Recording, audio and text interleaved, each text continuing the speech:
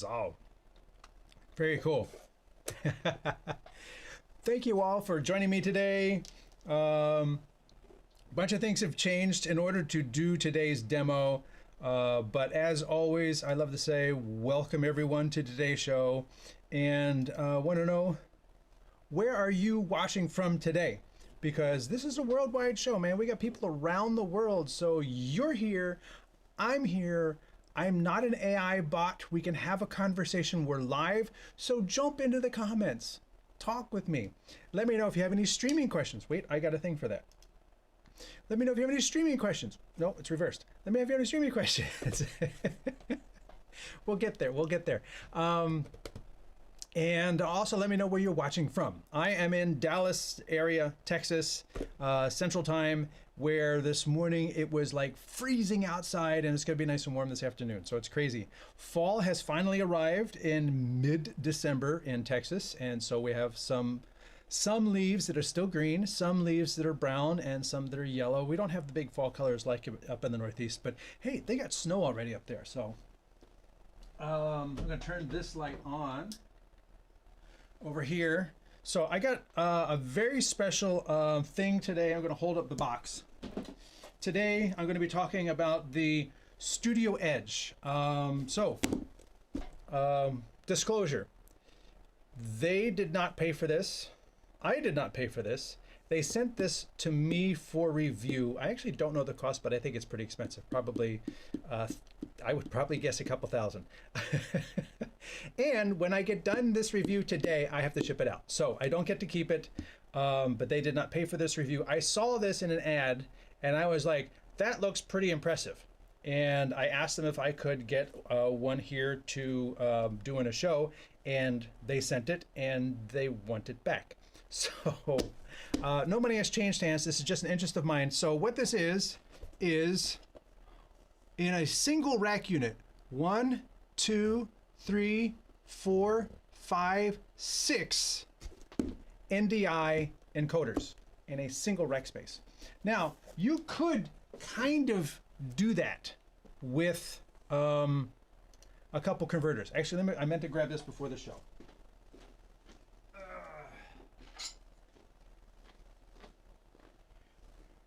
You could kind of do this, like BirdDog has their little Flex, and yeah, you can power this from an external thing. It's got a little fan, it's got a tally on it, it's got one HDMI. And that's great. You could kind of do it with a bunch of Sparks, you know, and they have they have a loop through and an Ethernet port, and that's pretty cool. But this thing is really cool, and we're going to get to this in a minute, but I always love to hear where everybody's watching from. So where are you watching from today? And David Gresham says he's watching from Colorado. And I realized that this thing, come on, work with me here. This thing is still crawling, so let me get rid of that. Chat. And he's watching from Colorado. Saul Joliet TV is watching from Chicago, and good old Kirk, who just branched out and started his own streaming business. He is in Dallas, Texas. We actually did get together. For those who watch the show regularly, I kept saying, he's in Dallas, Texas, we should get together. We did, and we had a great long conversation, and it was really great to spend time with him and learn from him, and it was just really cool. Hello from Oman. Thank you very much for watching. I appreciate it. It's got to be, what, 2 o'clock in the morning there or something? Can you do the Trump dance? No, not even going to try. From Daphne, Alabama. Thank you, Ronald, for chiming in. I appreciate you there. Pocket Video School is back. Mark from Northumberland, United Kingdom. And William Lowndes is in Long Island, New York. All right, everybody's jumping in there today. Nathan Arias is watching from Saskatchewan, Canada. Okay, I thought it was cold down here. It's got to be downright frigid up there. Let us know what the temperature is in Saskatchewan, Canada right now or overnight. Probably minus 25 Celsius. Probably, I'm just guessing. My daughter is actually visiting. My sister is actually visiting, and she lives up in Alaska, and it has been minus 30 Fahrenheit already up there. So, woohoo! And then you want to go to the opposite end of the spectrum. Wayne over in Queensland, Australia is probably coming into summer. It's probably 40 degrees Celsius down there. So again, worldwide audience, this is the magic of live television. Again, I thank you all for being there. And let's see, I can take this one out. Wait. It's minus 30 right now. Minus 30 right now in Saskatchewan, Canada. So yeah, my dad lived up in Fairbanks, Alaska, or north of Fairbanks, Alaska. And I came to realize once you got to like minus 20, it was out to kill you.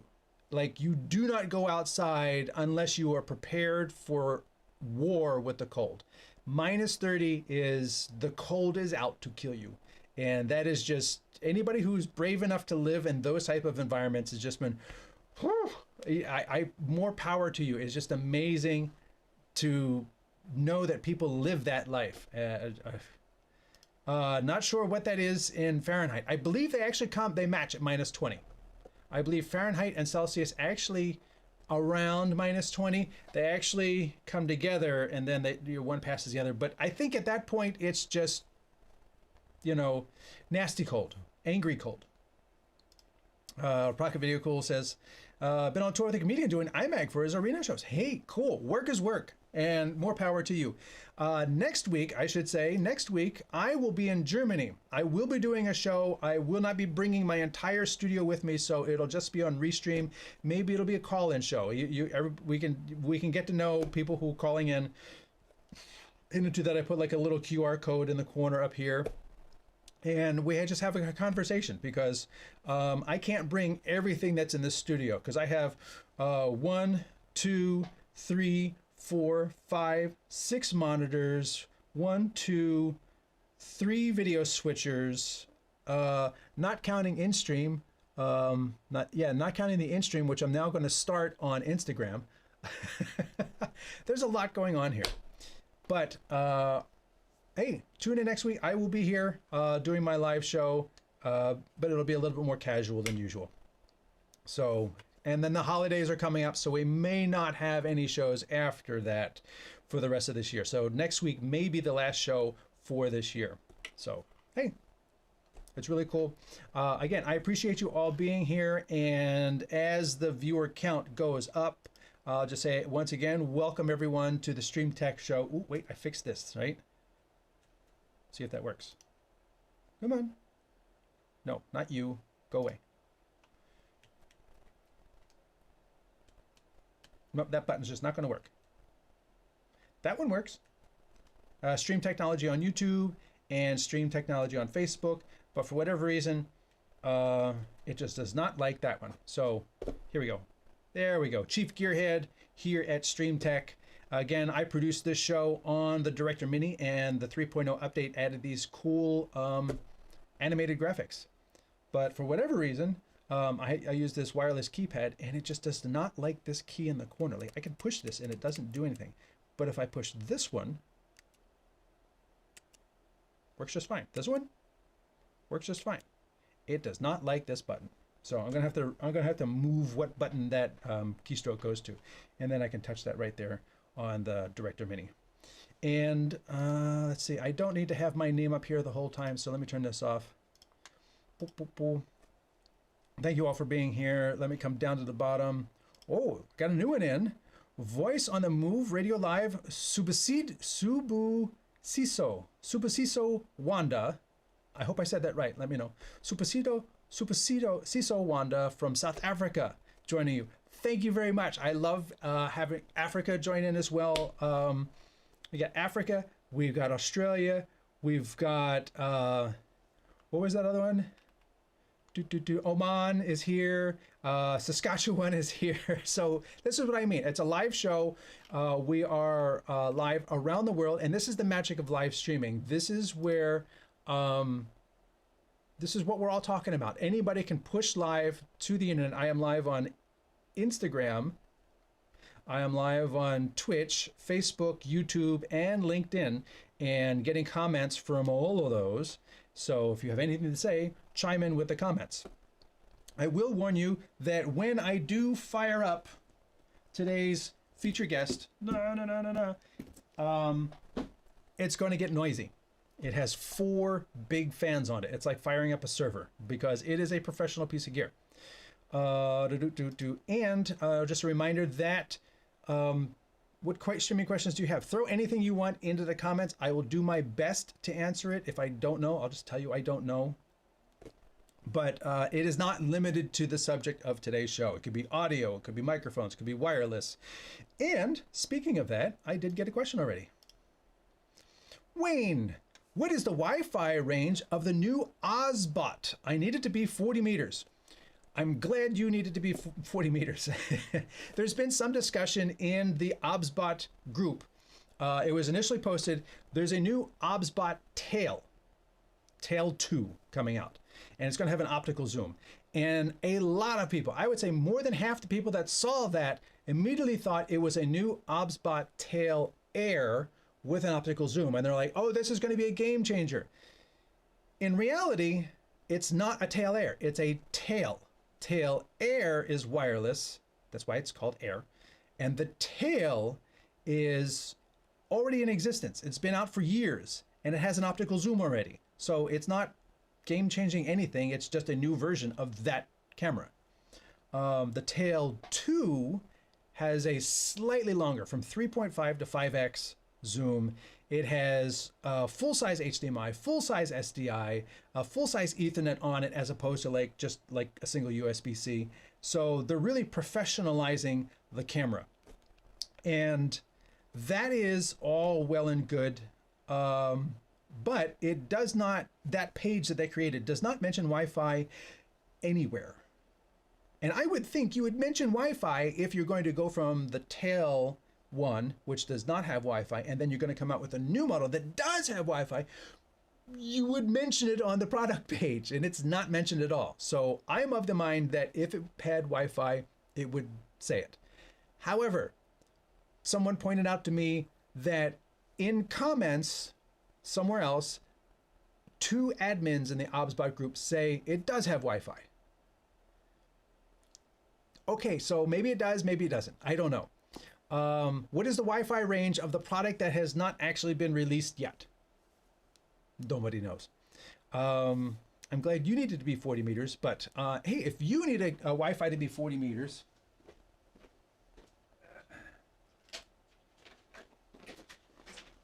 and I apologize for constantly walking out of frame, but for the same price as the Osbot, which is $9.99, or on sale, early adopter special, pre-order special is $9.99. This is the BirdDog X1. And as you can tell from the antenna, it has Wi-Fi. And it has a 20x optical zoom, not a 5x optical zoom, but 20x optical zoom. Now, the X1 is not 4K. It is HD, but you get HD all the way through a full optical zoom range. And you get full-size HDMI on the back and a full-size Ethernet. It is power over Ethernet. And it's not an Osbot product. So you're going to have, if you already have an Osbot ecosystem, it's going to be different. But it does offer tracking and a whole bunch of other features, and it's $9.99, and it has a real optical zoom on the front and a big halo tally. Actually, I did a video on this. Go check out the StreamTEK channel because I have no place to put it down.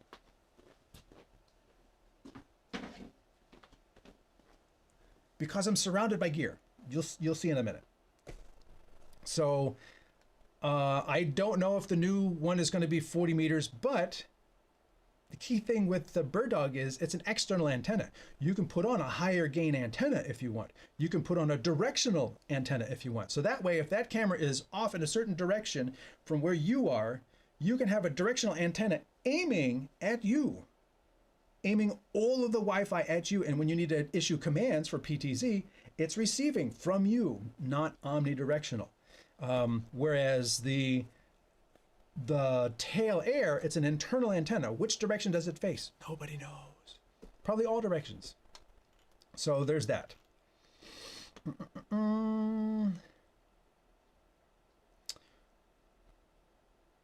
Let's see. So far reaching now, Anthony. Yes, it does reach very far. Fabio Ropa has joined us. And it says, Pavo, following all your platforms, what is your experience? What is your opinion to use mesh systems with NDI? Really good question.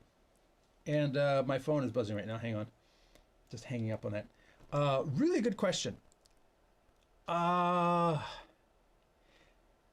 Let me say that Netgear understands how tricky NDI can be. So they already have business routers and commercial routers and consumer routers, and they already have all these routers and switches, and then they came out with a separate line that specifically designed for NDI, the AV series. And I did a show a couple weeks ago on using a ROG, Republic of Gamers Asus ROG for wireless NDI. Because, in my opinion, it would have the speedy backbone. It's designed to transfer a lot of material very fast. Asus ROG routers also are capable of mesh networking, and I have used it years ago, actually, before COVID. I had two of their square ones, and I had one in a room with the conference and two PTZ heads and two locked off cameras and stuff like that. And I was outside the room with the other one, the master, and that was the remote.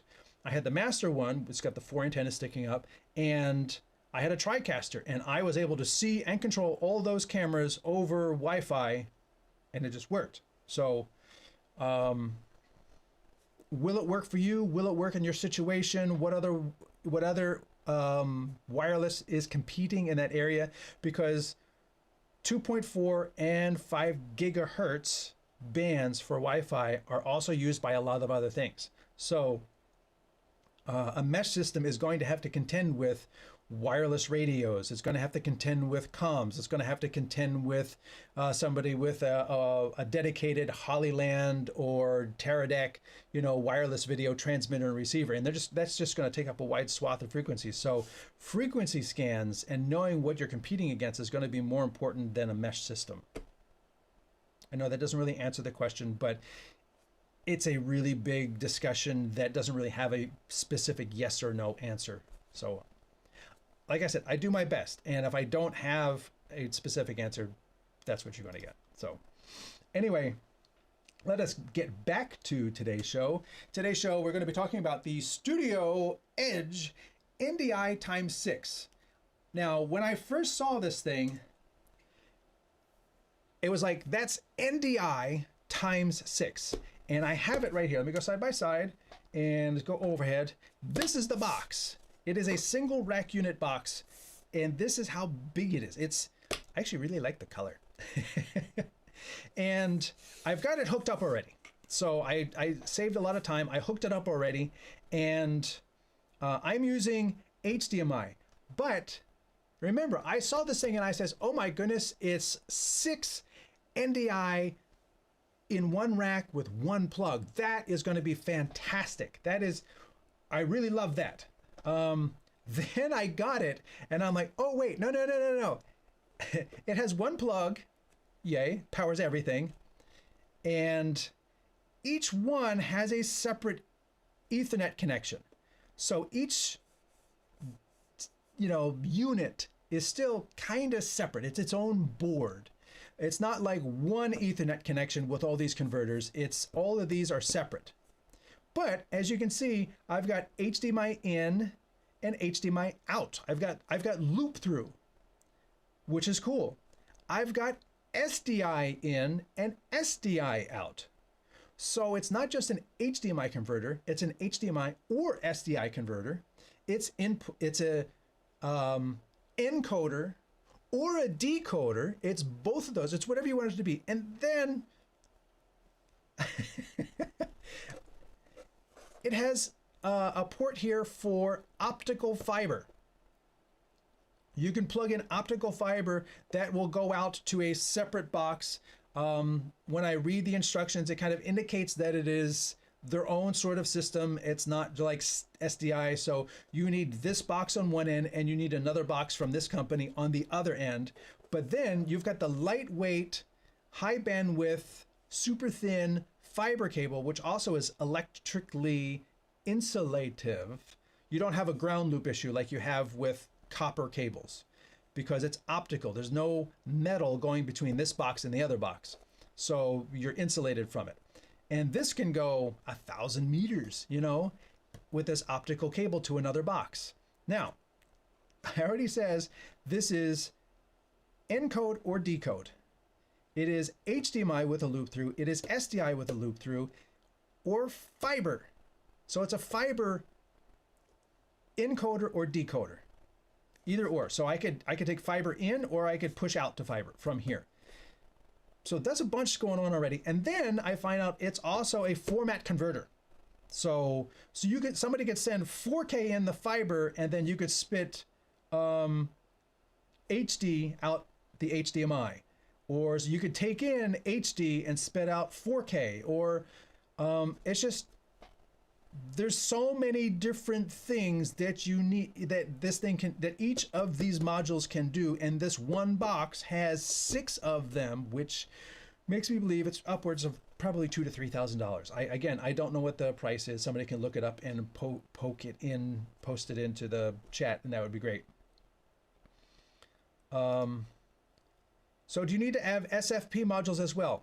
I don't know if, essentially they're SFP modules, but when I was reading the manual, they were very specific about using our optical converters to our boxes. You can do this. So I think it's a closed system, but still it's another option, you know, whereas, you know, HDMI is not going to reach terribly far. I know there's fiber HDMI, but HDMI is usually meant for close range. SDI is pretty good for longer range, but to be able to throw things into fiber is pretty cool.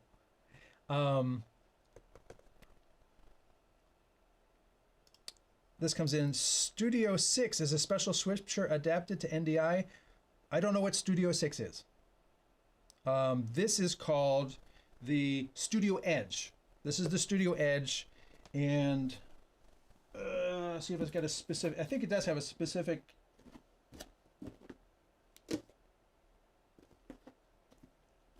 yeah, of course it's not on the box. And it's all wired up, so I'm not going to mention it. Science Image is the company, Studio Edge, and I've got the instructions right here. Let's go overhead. There's different models depending upon how many of these modules you want in here. They have different models, and let's see if they have it on here. They don't have it on here, but on their website they show you. Oh, actually, right here. You can't see. We'll see it when we go to the interface, where it shows you here's one with 1 module, 2 modules, 3 modules, 4 modules. So there's different models of this unit. And I don't, just the way the back plane is designed with one single piece of metal all the way across, I don't think you can upgrade later. And I don't think it comes with all these big holes. Now,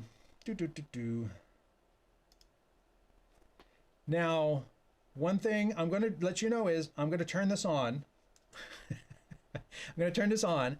There's 3 fans on one end. Let's go to overhead. There's 3 fans on this end pulling air out. There's 1 fan right here pushing air across it, pushing air across each of these modules. And in the instructions, they say these are PoE modules. You can actually power the module with power over Ethernet, but there's no ventilation unless you plug in AC and turn it on. Then you're going to suck a whole ton of air through. It's going to get very noisy, and I'm just letting you know. This is basically meant for a rack. It's meant to be somewhere else. It's not meant to be on the production table, and you'll find out why.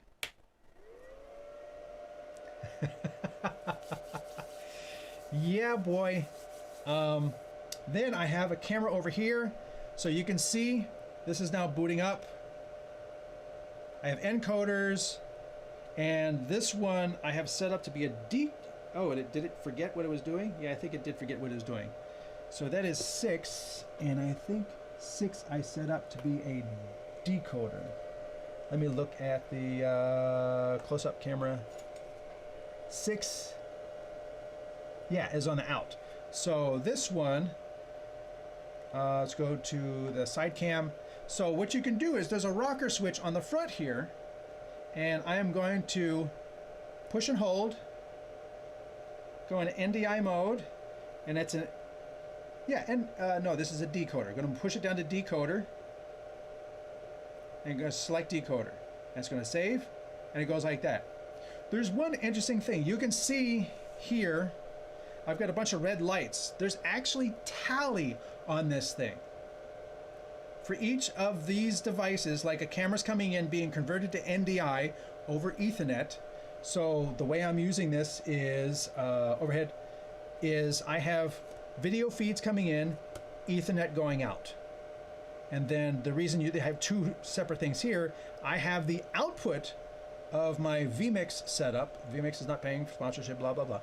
I have output of my vMix setup of all 5 of those encodes coming out as program back into here, which is then being fed into, I think it's being fed over there. Yeah, I think so. We'll see. I think so. I think that's this. Oh no, that's the output of the computer. So here you can see the computer. I have, and I can move the mouse right here. I have my camera, and then 1, 2, 3, 4 encodes, my camera and 4 more encodes, which are coming from my external playback box, which I reviewed on the StreamTEK channel. So I have 5 feeds coming in. Now let me go over here. So 1, 2, 3, 4, 5. These 5 encodes I've put up here in this multi-view, and these are all coming in via NDI. You can see NDI science image NDI1, NDI science image NDI2, NDI science image. So these are clearly coming from this box over Ethernet to the laptop, which is now ingesting them. And if I held up, let's see if I can do this. If I held up my, yeah, it's busy. All those things are at gigabit. And in setting up for the show, let's see if I can get the direction right. In setting up for the show, I had a problem. I had dropped frames, and it took me an hour to narrow it down to one bad port on this Netgear that refused to go to gigabit speeds. It would only go to 100 base T. And you cannot squeeze 5 streams of video over NDI over a single 100 gigabit connection. It does not work. Trust me, I've tried. So that is what I'm doing here. I've got all these sources coming in, converted to NDI, and then they're going over to vMix, which you can see is handling all these. You can see full motion from all these things. And then the output of that, oh, I should put that into, have to turn on the external so the output's there. And then, I don't know where that goes. That goes out through the feed. I actually really don't know where that goes. I've got so many wires going on, so I apologize for that. This is the bidirectional version, isn't it? Yes, everything on here is bidirectional, like I showed in the menu on the side.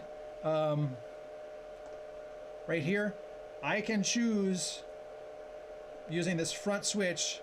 When I go into here, NDI mode, I select that. I can encode or decode. So let me come down here and say decoder again. S4 Omni. Yes.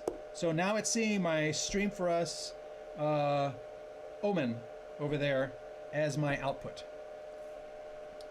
And when you call up the website, let me bring that in here. When you call up the website, yeah, I was setting up for my audio. Let me clear this out of the way.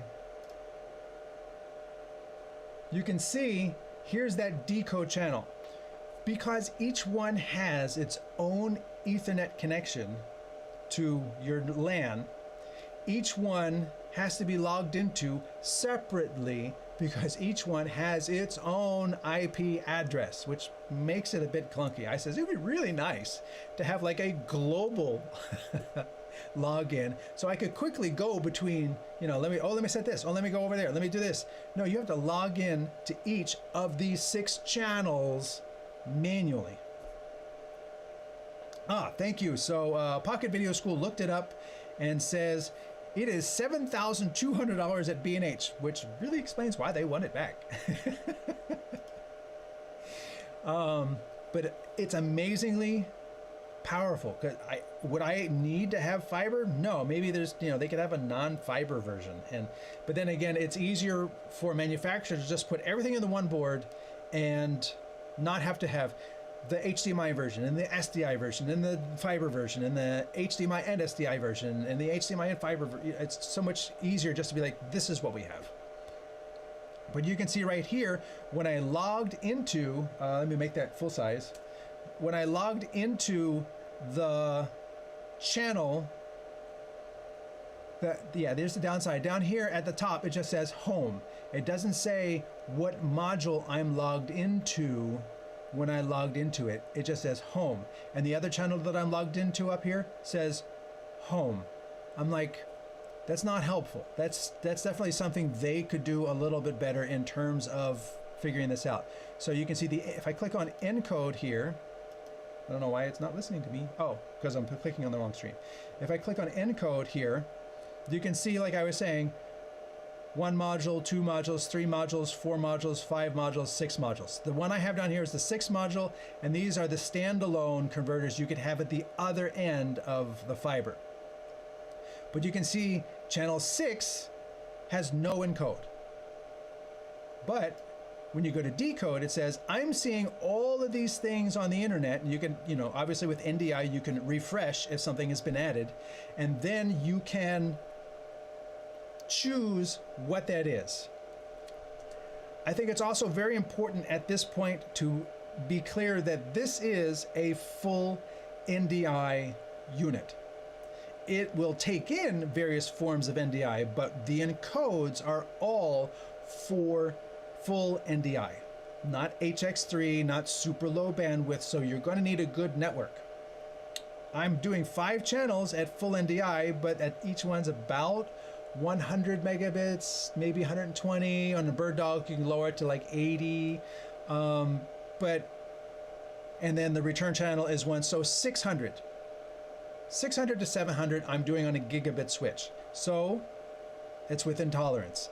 But if you were trying to do 4K, because this can do 4K, if you were trying to do 6 4Ks over NDI, you're not going to do it on a gigabit switch. You're not.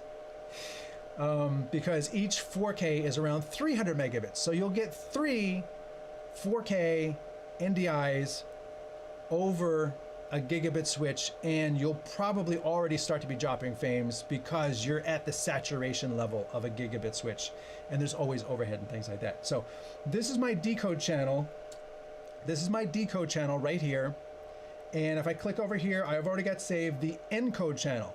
Now, here's my encoder. You can see it's got 2160, 24. It has all these different frame rates. So the video comes in, and regardless of what it comes in at, I can convert it.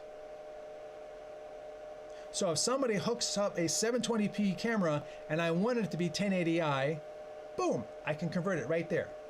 This will even convert for, I think they say for export only, for decode only. It will actually let you do DCI. But because NDI does not have a DCI standard within it yet, you can't throw DCI over NDI. Is that enough acronyms for you? Maybe we'll ship it via UPS, COD. If you continue down here, you can name the stream, so you can do custom names, aspect ratios, frame rate adjustments, and then down here is the bit rate. And it says % of normal data rate.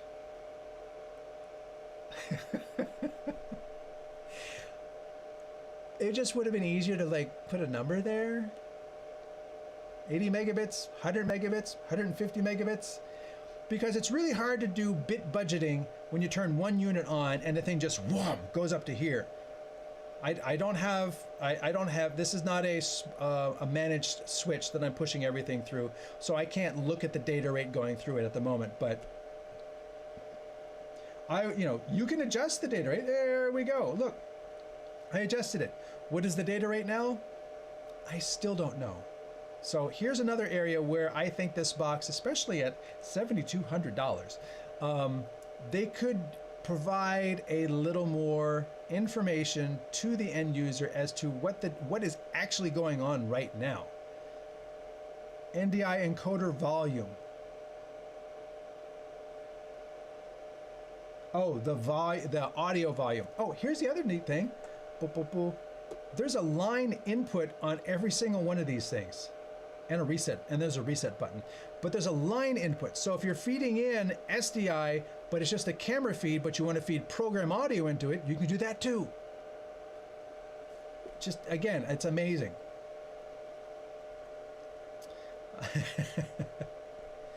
Man, this thing lives up to its price tag. I have to agree. I mean, I don't own a production truck, and I don't go out and do 3 shows a week to be able to just like bang on this thing and hammer it and find out how well it works.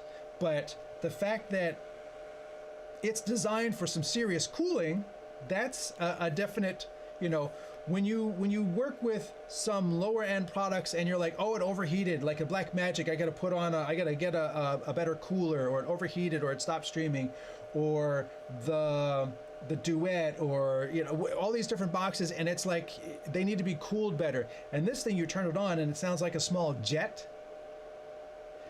It's clear they understand cooler processors run more reliably. So yeah.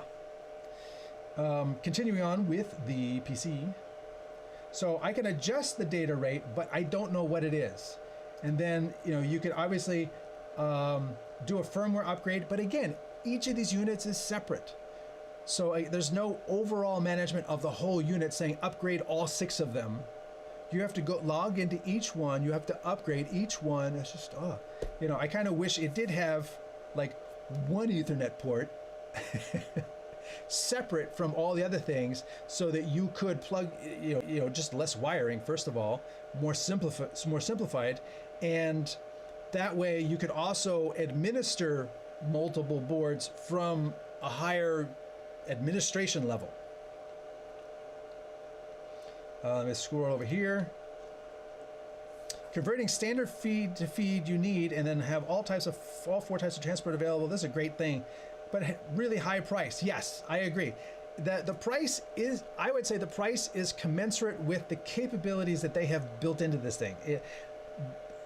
The price reflects the engineering to make something of this level happen. And then of course, I also have to imagine the amount of people that are going to need something like this versus something like this.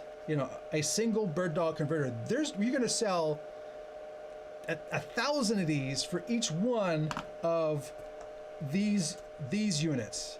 1,000 of these for one of these.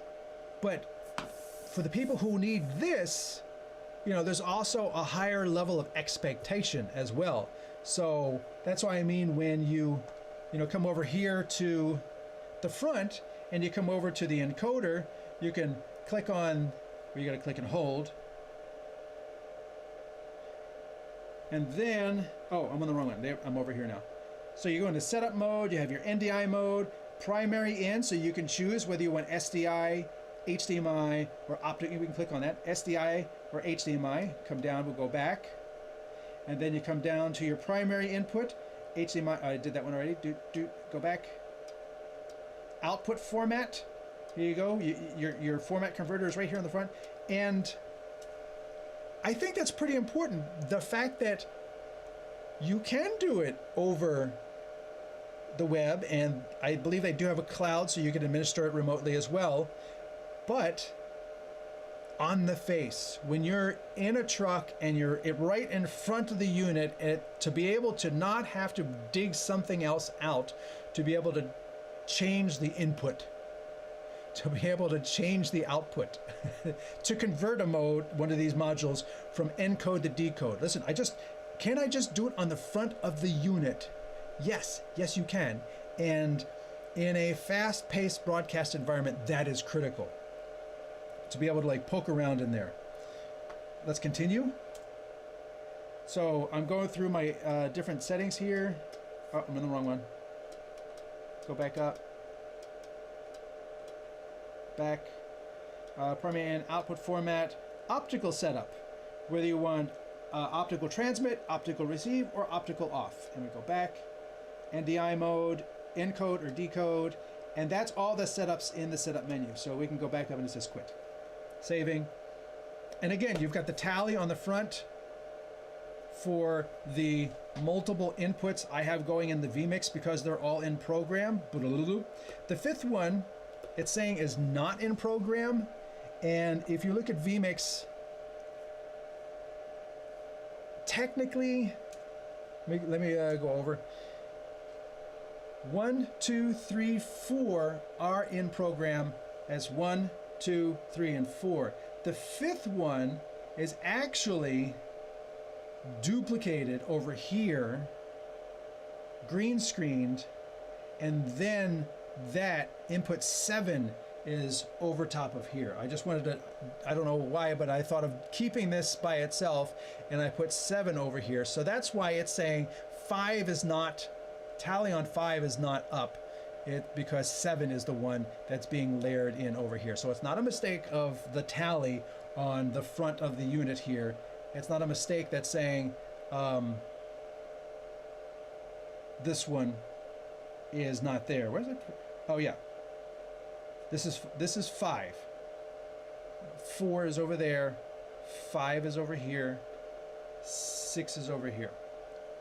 Now, one thing that I'm going to say I don't like about this thing is it has these power buttons. These power buttons stick out. You can power each of the modules by themselves. I don't really know why you would want to turn specific modules off. If you're just not using it, it could just be not plugged in. But you can turn off a module. You know, whoops, I bumped into it. And now 3 of these got turned off. These 3 got turned off. And if I bring this over here, you'll see they're off. And if we go to my vMix, you'll see 1 and 7 are still working. The other ones are frozen. I generally would not want a device like this, especially with important broadcast stuff going through it. I would not want something with buttons that stick out, because you could very easily bump into it. Even if you're working on something else and bonk, and now you just turned off 2 feeds. There's no cover. There's no, usually on something that is important like that, there's like a thing you can put over top to protect the face of it. And I've even seen for audio installations, there's like, you screw it in with special bolts so that, some other people can't, let me just fix it. I don't like the way it sounds. I'm going to adjust things. Now, the advantage with this is, now you saw, I just turned them off and I just turned them on. And now if we go back to vMix, these are working again. So they automatically started receiving video. They automatically started sending it, and vMix automatically picked up these 3 feeds. Occasionally you'll see these jump. That's because they're on like a loop of I don't know how long, a minute or 2. And so all of these are just playing back from a playback device so that I can test things like this. And then every minute, minute and a half or whatever, that clip that's playing back loops. So things will jump. And I think some of these clips are different lengths. So this one may jump independently of the rest of them, but at a certain point they all have to repeat. So I would love to show you the fans, but again, I've got all the wires hooked into this thing, and you could probably hear it. So that's an indication. Another weird thing, let me go to the overhead. Another interesting thing I found is it pulls from this side, not from the front. Normally a device is going to pull cool air from the front and push it out the back. But as you can see from the back of this thing, it's pretty chock full of stuff. Like this goes all the way across like that. You know, so you got set 1 here, set 2, set 3. It's all the way to the end of the unit here. Set 1, set 2, set 3. This is all ports. Then you got your power, your switch, and then only on the very end right here is a little bit of space that doesn't have something on it. And if I go to the close cam, that's where the label is. And so there's not a lot of space for venting. I mean, I guess they could have put a row of ports here to come out, but if you got another piece of equipment sitting right on top of it, that's blocked. And when you stack stuff up in a rack, that's what happens. They just literally sit right against each other. So they went in one side, out the other side. There's a good breeze on this side. But if the hot air is building up inside of a rack, this is going to be pulling in hot air and blowing it into the rack and pulling in hot air and blowing it into the rack. Another thing I realized is they've got a filter over here to catch some dust, like a little dust grate on this side. Man, you can really feel the air being sucked in. But the openings around the ports, you can see the openings around the SDI ports. Dust is going to go in here. It just is. Dust is going to go into any open port, you know, especially a larger port like the optical ports. Dust is going to go in. And then even on the front, there's gaps around each of these openings that I think over the course of, let's just say, regular use in a situation where it's embedded in a rack, in a studio or whatever, and this thing is just on, and dust and carpet and everything, these are going to, you know, collect dust. And I don't know how well, I hope these are not optical. I don't know how well these are going to be working, and the inside is going to, how clean the inside is going to be after a year or two of just this amount of air draw pulling things in all of these, you know, tiny little open holes. Because I know I've got other gear, you know, if you have a computer and over the course of a year, then you like look at the back of it, it's been pulling all this dust in it the whole time. So that, I think, is something that, you know, I would wonder about. And I'm not a big fan of buttons without a cover to protect them. I mean, these are actually okay. I mean, aside from maybe being bumped and broken, but you can't do anything really fast. You have to push and hold, and then you get into the menu. So that I think is okay. Quit that. But these buttons to just, you know, accidentally, oops, that channel's dead. That I think is a little bit of an oversight. But in terms of what this box delivers, no, not that one. In terms of what this box delivers, I have to say I am suitably impressed with everything they crammed in here. I thought it was 6 channels of NDI conversion. And in a well-designed professional enclosure with good cooling, rack mounting, I'm like, yeah, nice. One plug, not have to work with all these dongles and power adapters and crap like that. One box. And I was like, I really want to take a look at this. And then diving in here and seeing the fact that it's an up-down cross converter. It is both HDMI and SDI with loop throughs for everyone. So if you put something in a chain, you can then take that SDI and go somewhere else with it. It has optical, in or out. You know, it's not like, oh, this is an optical transmitter, and this is only an optical transmitter. This is optical transmitter or receiver. NDI encoder or decoder. SDI in or out. HDMI in or out. Audio line in manual. Ethernet on each port is, you know, I I'd be curious to see what the advantages would be to one Ethernet port for all of them that are turned on versus each one having to have its own Ethernet port. In terms of administration, I would love for the software to be able to, you know, like, yeah, if you have your browser already set up with, you know, encoder 1, encoder 2, encoder 3, encoder 4, encoder 5, encoder 6, and you have them all lined up, then it's just as easy to go between the different modules. But when you first set up, it's like, okay, what is the IP address of 3? I don't know. I had to do like a little IP scan and find it out. Now, you can see right here, if you have one set to decode and it looks on the network, you can see right here, it says here's NDI 1, 2, 3, 4, and 5, and it gives you the IP address. You know, there's not like a little gear icon where I can now go and administer that channel. That would be cool. That would be nice. And hey, one global page that gives you links to all the subpages. There you go. There's a good added addition.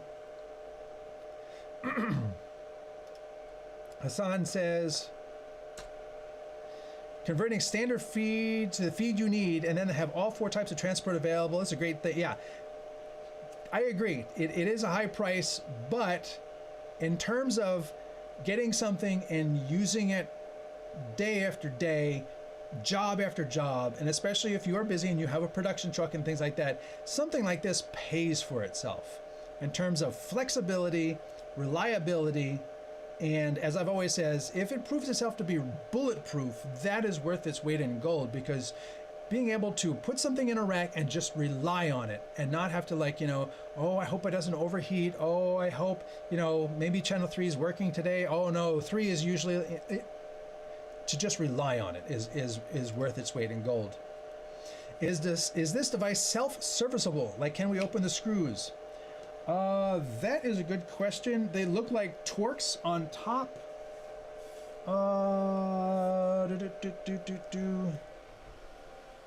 And the top cover, so there's 1, 2, 3, 4, 5, 6, 7, 8, 9, 10, 11, 12. 12 Torx.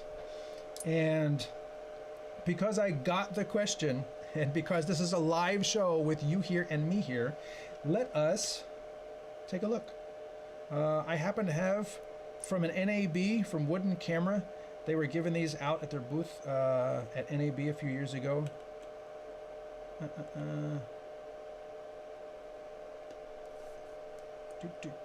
think I did get it started. It's always one of those, is it going to be the right size? And it looks like it is the right size.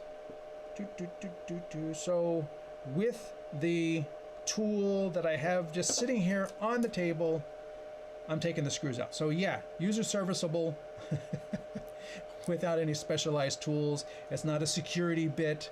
It is really tiny. Let's go to,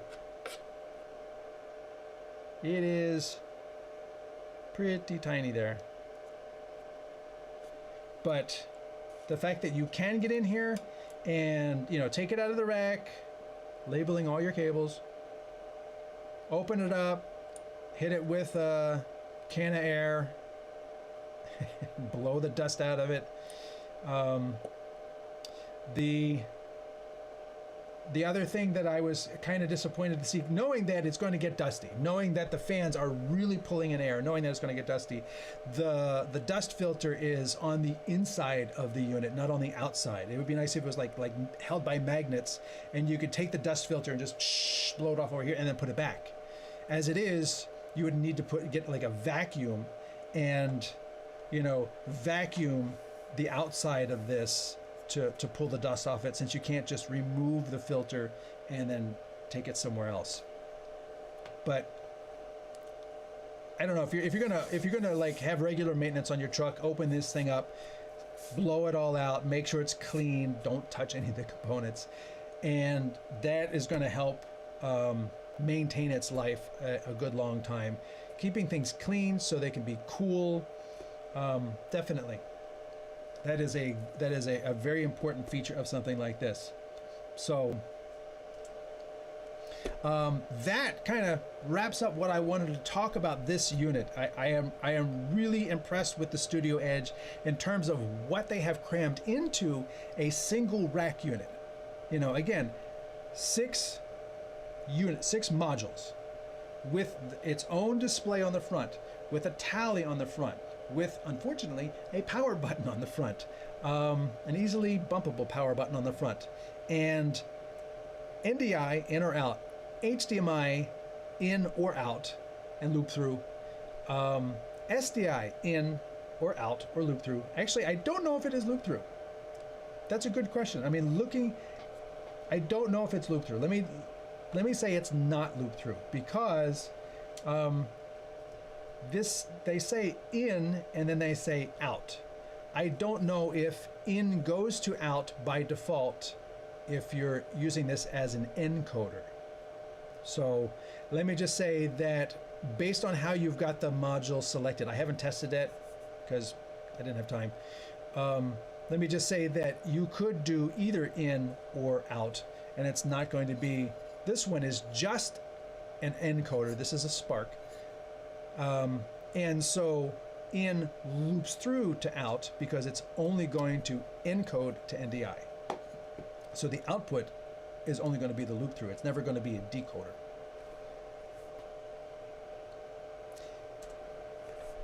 And if you have any other questions, feel free to take them. Again, I will be mobile next week in Germany, and I welcome, you know, worldwide audiences come in and have a chat. If you don't already follow me, please go to, I'm trying to manage all these different screens. Please go to the StreamTEK page on YouTube. This is where all the videos are kept, all the live shows are kept, all the interviews are kept, different playlists. We've got shorts. You can search the videos for a particular item, a particular solution, a particular topic. I have multiple videos on NDI, a beginner's guide to NDI, more NDI, all in on NDI. There's several videos, and I've always been a proponent of video over IP, and I especially like the flexibility and the affordability of most NDI products. Yes, you can get NDI in a $7,000 product. Actually, you can get 6 times NDI in a $7,000 product. So each one's about $1,000 plus building it all together. And you can also have high-end NDI cameras, and then you can have the OBSBot Start, which is a $399 camera that has NDI. So NDI spans the range of products that enable you to leverage it at the level you are at. I'm going to turn this thing off. The sounds of silence. Again, great for deployment in a truck, an OB truck, in a rack of gear that you're able to put over there or somewhere else. A couple questions came in, and again, this is a live show. If you've got some questions, throw them into the comments. Let's go here. Question came in. How do you get your NDI not to have delay? Looking at you, it looks pretty good. Full NDI is very low latency. So this is a full NDI unit, and when you encode in vMix, that's the encoding from a software package is full NDI. And full NDI has always been very low latency. NDI HX is more latency, typically. Except, I did a test of the Bird Dog camera, the new Bird Dog X series, HX3 from the white camera that I held up, the X1, tested against full NDI from a Bird Dog P200, having them both, like looking at me, going through the same network, both wired to the same software package, the HX3 was a hair faster. So I was impressed. I don't know if this Studio Edge decodes HX3. I actually don't have any HX sources on the network that would have tested it, I'll have to do a test and put that in the video, because all these live shows are then converted to a standalone video focusing just on the product. NDI, there's a couple misnomers. How do you get your NDI to not have delay?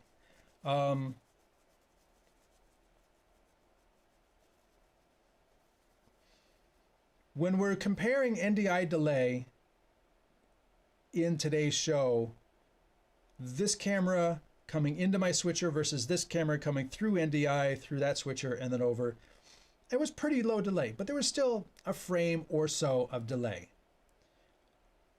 It also depends upon what you're using it with, because I'm also going to a switcher that has non-synchronized sources.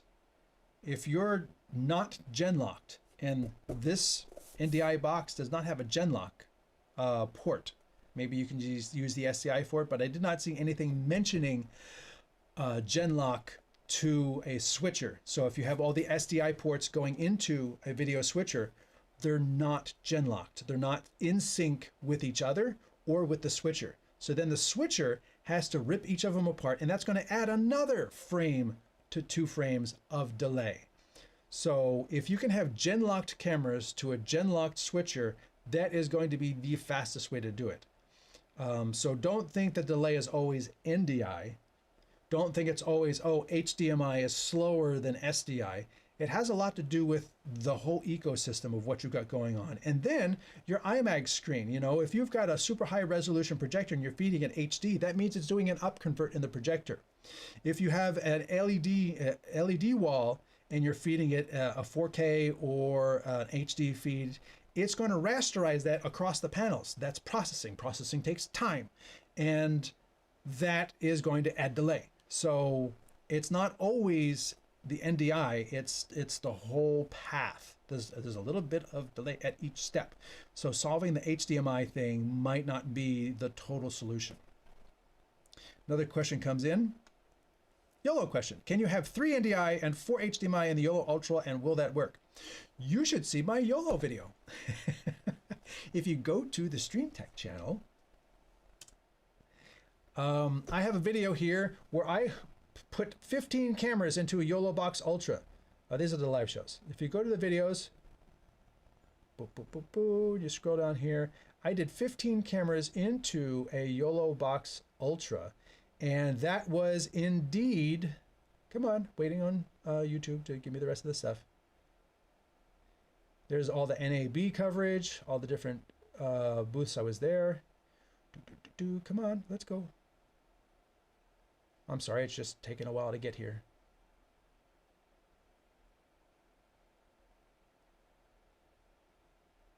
There it is. YOLO Box Ultra and 15 cameras. So I had 4 HDMI, I had 2 USB, I had 3 NDI, and then I started bringing in remote callers, and you can bring in 5 remote callers.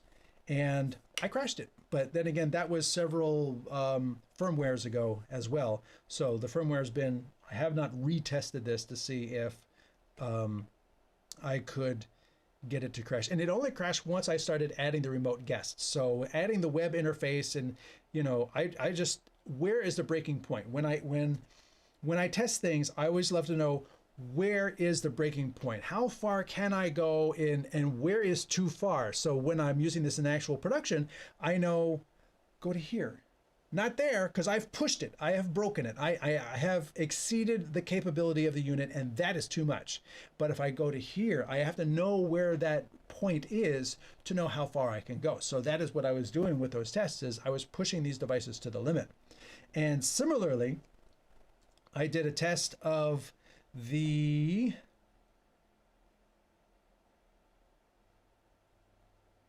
my NDI videos. Maybe it's after that one. 10 cameras into the Director Mini. You can see it up here on the left. 10 cameras into the Director Mini. The Director Mini does not have a remote guest feature, so I didn't have the extra 5 for the Director Mini, but the Director Mini has 2 HDMIs, 2 USBs, 3 local using their app, and 3 NDI.